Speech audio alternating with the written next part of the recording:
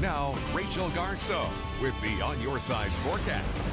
All right, let's talk about our weather headlines for the next several days. Our scorching heat continues today. In fact, it'll reach its peak as our ridge of high pressure really amplifies over the region today. Now, I'm tracking a few storms that look possible for tomorrow, which I'll break down for you in detail here in a moment. But we just stay hot through the holiday weekend. That's our big weather headline through Labor Day. We will see above average temperatures across the Treasure Valley and even up into our mountain valleys. So you only have a few days left to float the Boise River.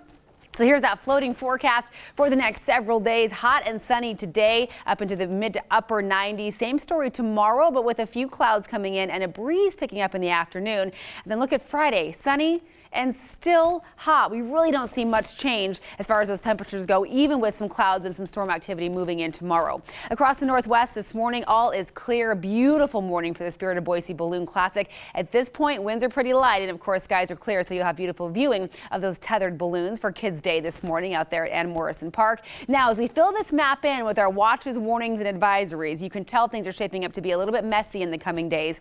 This pink you see here, those are red flag warnings across portions of Nevada and Utah. We have fire weather watches, just a step down from a red flag warning up through Salt Lake City. Then still along the coast of Oregon from Portland down into Medford, we have heat advisories and then excessive heat warnings for Medford and excessive heat warnings for Las Vegas as well. We're talking temperatures of 105 to 110 in those areas.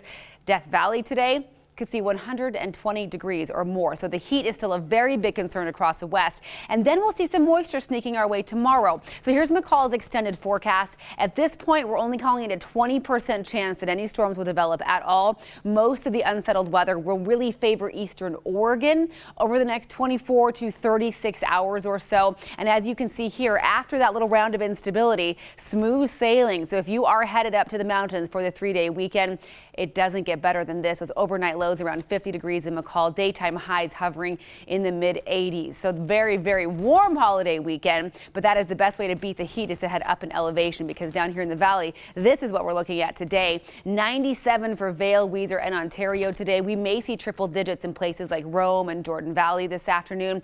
Not far from it in Kuna and Boise or Mountain Home with those upper 90s on tap as well, and barely a breeze today to kind of give some relief from the heat. As you head up in elevation, still very hot. Idaho City 93, 96 for Garden Valley, 95 degrees in Council today.